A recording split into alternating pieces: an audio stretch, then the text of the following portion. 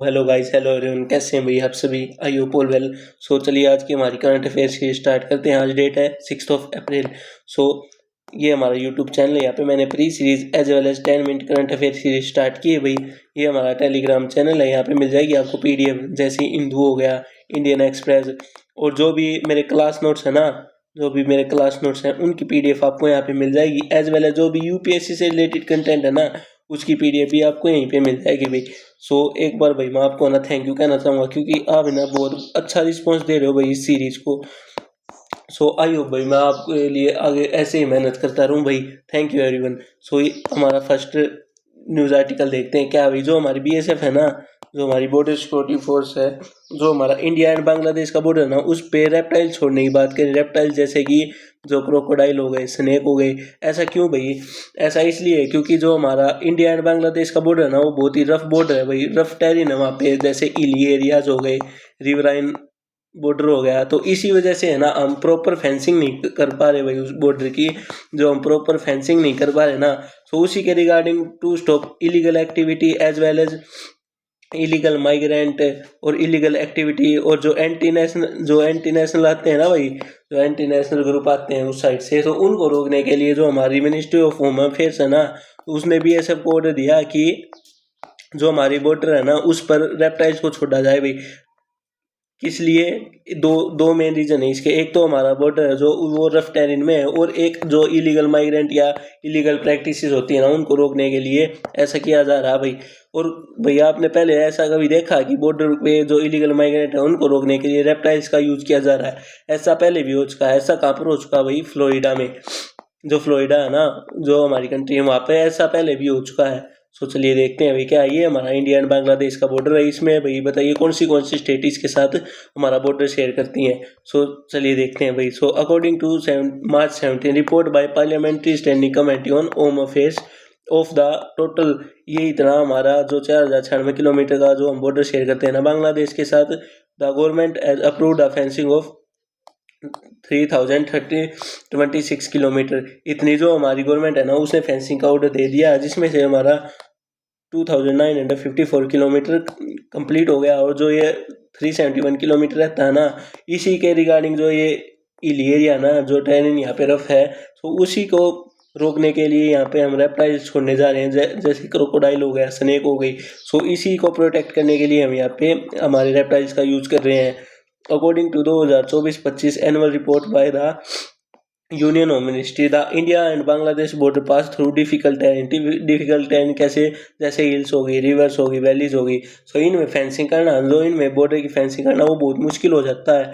सो इसी के रिगार्डिंग जो ये जितना बच गया ना, यहाँ पे हम क्या करें, हमारे रेप्टाइल्स को छोड़ दें, ताकि जो इलीगल माइग्रेंट हो गए, to in order to prevent illegal migration, illegal activity and include anti national activities. जो एंटी नेशनल एक्टिविटी, क्योंकि जो बांग्लादेश है ना, वहाँ पर चाइना का इन्फ्लुएंस है ना, वो ज़्यादा ही बढ़ रहा है भाई। सो इसी के रिगार्डिंग जो है ना, चाइना वहाँ पे फंडिंग कर सकता है जो एंटी इंडिया नेशनल एक्टिविटी है ना, उनके रिगार्डिंग। और आपने पीछे देखा ही होगा, जो हिंदू वाला केस था ना, जो माइनॉरिटीज़ वाला केस था बांग्लादेश में, उसी के रिगार्डिंग सो हमने ये एक्शन लिया भाई। सो ये देखिए हमारी जो ये है ना, था हिंदू की डायरेक्ट हेडलाइंस है भाई। Large part of the border are prone to floods and the topography make difficult to erect physical fences. So इसी के रिगार्डिंग हम रेप्टाइल्स का यूज कर रहे हैं भाई। अगला हमारा WTO, वर्ल्ड ट्रेड ऑर्गेनाइजेशन। क्या भाई वर्ल्ड ट्रेड ऑर्गेनाइजेशन न्यूज़ में क्यों भाई? ये वर्ल्ड ट्रेड ऑर्गेनाइजेशन, चलिए मैं आपको बता देता हूँ भाई। जो हमारे जो WTO, ये न्यूज़ में क्यों भाई? ये न्यूज़ में इसलिए है क्योंकि जो हमारे डोनाल्ड ट्रम्प है ना, जो इनके एक्शन है जो टैरिफ वाले, सो इनके रिगार्डिंग पहले क्या था भाई, ड्यूरिंग वर्ल्ड वार 2 के बाद एक थोड़ी निकल के आई थी, अगर जो नेशन हो गए ना, वो ट्रेड करेंगे ना, तो उनके बीच में जो ये होते हैं ना वार के सिनारियो, ये बहुत कम हो जाएंगे। क्योंकि दोनों नेशन है, ये एक दूसरे पे डिपेंड हो जाएंगे, और एक दूसरे पे डिपेंड हो जाएंगे ना, तो इनके जो बीच में है ना, ये वॉर नहीं होगी। सो इसी के रिगार्डिंग है ना, ग्लोबलाइजेशन का जो मुद्दा था ना, वो निकल के आया था। ग्लोबलाइजेशन क्या होता है भाई? जीएस पेपर 1 सोसाइटी में हम इसको पढ़ते हैं भाई, ग्लोबलाइजेशन को। तो सबसे पहले देखते हैं भाई ग्लोबलाइजेशन क्या होता है। ग्लोबलाइजेशन होता है, जैसे हमारी सोसाइटी है ना, हमारी सोसाइटी में जो दूसरी सोसाइटी होगी ना, दूसरी कंट्री की जो सोसाइटी होगी, उसका इन्फ्लुएंस होना, ये होता है ग्लोबलाइजेशन। जैसे हमारी सोसाइटी है, अब हम भाई अलग अलग डिफरेंट फैशन यूज़ करने लगे। पहले हमारी सोसाइटी में ऐसा कोई भी फैशन प्रेजेंट नहीं था, और ये अब ये फैशन है, तो इसका मतलब ग्लोबलाइजेशन है। मतलब हम ट्रेड कर रहे हैं भाई दूसरी कंट्रीज के साथ, दूसरी कंट्रीज के साथ हमारे जो रिलेशन है ना वो बेहतरीन हो रहे हैं। तो इसी के रिगार्डिंग जो हमारा WTO था ना, ये बना था भाई, सबसे पहले बना था गैट। गैट बना था हमारा 1949 में, और उसके बाद बना था हमारा WTO, जो कि हमारा 1995 में बना था भाई, जो हमारा मराकेश एग्रीमेंट था ना उसके रिगार्डिंग। सो इन दोनों में मेन डिफरेंस क्या है भाई, गैट में एंड WTO में। गैट में एज वेल एज हमारी जो गुड्स होते हैं ना वो इन्वॉल्व होते हैं, पर जो हमारा WTO है ना उनमें goods as well as service दोनों प्रेजेंट होती हैं भाई। सो चलिए देखते हैं भाई, ऐसे ठीक है ना, इस जैसे ये फोटो हो गया ना, जैसे ये इमेज हो गई, इसमें है ना सारा कवर है भाई। So WTO is a inter government organisation that regulate and facilitate international trade between nation and operating in the member countries. जो हमारा ये है ना, जो ये क्या करता है भाई, रेगुलेट करता है हमारी फैसिलिटी एज वेल ट्रेड को रेगुलेट करता है भाई। कब बना था? It was formally establish in January 1995 to the 1994 Marrakesh agreement. So एक भाई क्वेश्चन बताइए आप, जो ये मराकेश सिटी है ना, जो ये मराकेश सिटी है, जो मराकेश है, कहाँ पर प्रेजेंट है भाई, ये कौन सी कंट्री में है? और हिंट दे देता हूँ भाई, बहुत ही अच्छी सिटी है, बहुत ये इसलिए फेमस है क्योंकि है ना ये यहाँ पे रेड सिटी के नाम से भी जानी जाती है भाई। सो मैंने इतना हिंट दे दिया, it is also known as red city. So comment में बताइए भाई कहाँ पे प्रेजेंट है ये, इसका हेडक्वार्टर कहाँ भाई, जिनेवा में है। ऑब्जेक्टिव क्या है भाई, promote free trade by reducing barriers like जैसे ट्रेड, जो डोनाल्ड ट्रम्प धमकी दे है ना कि जो मैं टैरिफ लगा दूंगा ये है, उसी को प्रमोट करता है भाई। और WTO का फेलियर है जो डोनाल्ड ट्रम्प कर रहे हैं भाई, क्योंकि ऐसा ट्रेड फ्लो स्मूथली प्रिडिक्टिवली आराम से भाई ट्रेड जाए। कितनी है भाई, 166 मेंबर कंट्री है भाई इसके, इंडिया इसका एक फाउंडिंग मेंबर था। सो मेन पॉइंट क्या है भाई, जो हमारा इंडिया ना, इंडिया इसका फाउंडिंग मेंबर था भाई। जो इंडिया क्या था, इंडिया इसका फाउंडिंग मेंबर था। की trade negotiation, dispute settlement, monitoring and implementation, technical assistant, ये था भाई।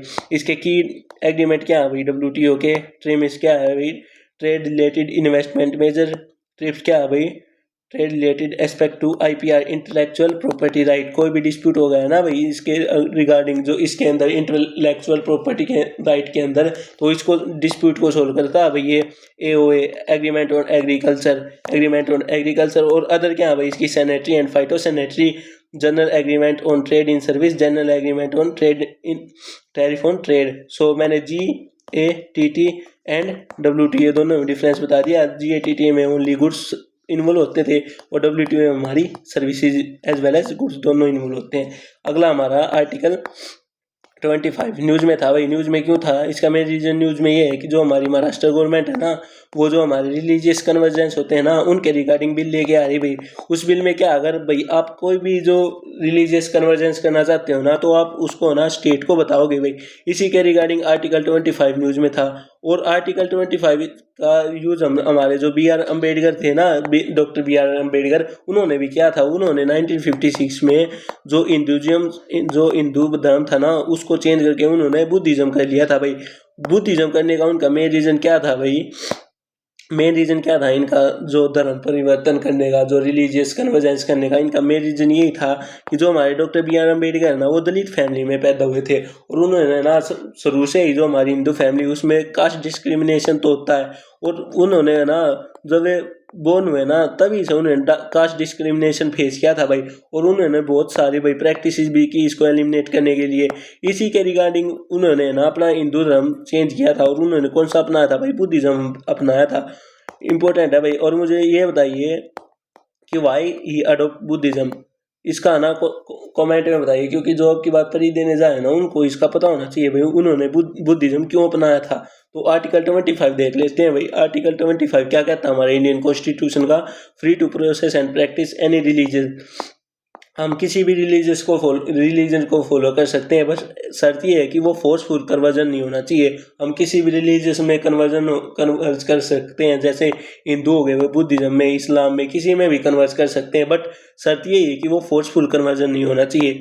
आर्टिकल 26 क्या कहता है भाई, right to establish and maintain religious institution. Article 27 no tax to promote any particular reason. किसी भी जो पर्टिकुलर रीजन को से आपको ना टैक्स नहीं देना है भाई। आर्टिकल 28 क्या कहता है, no religious instruction in fully state funded institution. अगर जो जिनको है ना स्टेट फंड करता है ना उनमें आप कोई भी रिलीजियस की जो इंस्ट्रक्शन है ना वो नहीं दे सकते भाई। सो महात्मा गांधी, ये इसीलिए मैं इसको न्यूज लेके आया था भाई। जो हमारे महात्मा गांधी जी हैं और डॉक्टर बी आर अम्बेडकर, इन दोनों के बीच में है ना जो रिलीजियस कन्वर्जेंस है ना उनको लेके विवाद था भाई। जो बी आर अम्बेडकर थे ना उन्होंने तो अपना चेंज कर लिया था, और जो हमारे गांधी जी हैं वो क्या कहते हैं भाई, गांधी जी कहते हैं जो हमारा रिलीजियस कन्वर्जेंस है ना वो उसका मास इफेक्ट किस पे आएगा भाई, जो हमारे एंटी कॉलोनी यूनिटी थी ना, जो उस टाइम पे हमारी एंटी, जब हम कॉलोनिज्म के खिलाफ थे ना, सो उसका मेन रीजन यही था कि वो हमारी उस यूनिटी को इफेक्ट करता भाई। हमारे जो पुअर हो गए और अनएजुकेटेड हो गए ना, उनके साथ साथ जो हमारी यूनिटी थी ना वो उसको इफेक्ट करता भाई। सो हमारा लास्ट टॉपिक देखते हैं भाई, ओपेक। ओपेक प्लस क्या है भाई, ओपेक प्लस इसका न्यूज़ में आने का ये मतलब था कि ये है ना इसकी है इंडियन एक्सप्रेस का टॉपिक है भाई आज का। ओपेक प्लस ने है ना जो इसका जो ऑयल था ना, ऑयल को इंक्रीज करने की भाई डिमांड की थी, और उसने है ना इसको एक्सेप्ट कर लिया। जो ऑयल ओपेक प्लस कंट्री थी ना, उन्होंने ऑयल को एक्सपोर्ट करने के लिए भाई एक्सेप्ट कर लिया, और वो अब है ना ऑयल को एक्सपोर्ट ज़्यादा क्वांटिटी में करेंगे भाई। सो सबसे पहले देखते हैं भाई ओपेक क्या है भाई। ओपेक एक ग्रुप है oil OPEC is a organisation of petroleum exporting country. जो हमारी पेट्रोलियम एक्सपोर्टिंग कंट्री है ना उनका एक ग्रुप है भाई। It is a permanent and intergovernmental organization created at Baghdad Conference in 1960 by Iran, Iraq, Kuwait, Saudi Arabia and Venezuela। जो OPEC है ना, ओपेक का मेंबर कौन है भाई, ओपेक का मेंबर है हमारा ईरान। तो इसी के रिगार्डिंग जो हमारा जियो पॉलिटिक्स सिनारियो चल रहा है ना, तो इसी के regarding OPEC as well as OPEC plus दोनों न्यूज़ में है भाई। It aim to manage the supply of oil, oil की सप्लाई को मैनेज करना था भाई। इसके हेडक्वार्टर कहाँ भाई, वेना ऑस्ट्रेलिया में है भाई। ओपेक की मेंबरशिप सब उन कंट्री के लिए ओपन है जो ऑयल का एक्सपोर्ट करती हैं भाई। Today OPEC is a cartel included 14 nation. ये इसकी कंट्री देखते हैं भाई, कंट्री है ये ओपेक की कंट्री है, 12 कंट्री है भाई। Ecuador, Venezuela, Nigeria, Angola, Saudi Arabia. Saudi Arabia इसका फाउंडिंग मेंबर था भाई। UAE, Qatar, Iran, Kuwait, Iraq, Libya, Algeria. अब देखते हैं भाई ओपेक प्लस। ओपेक प्लस क्या है भाई, ये नॉन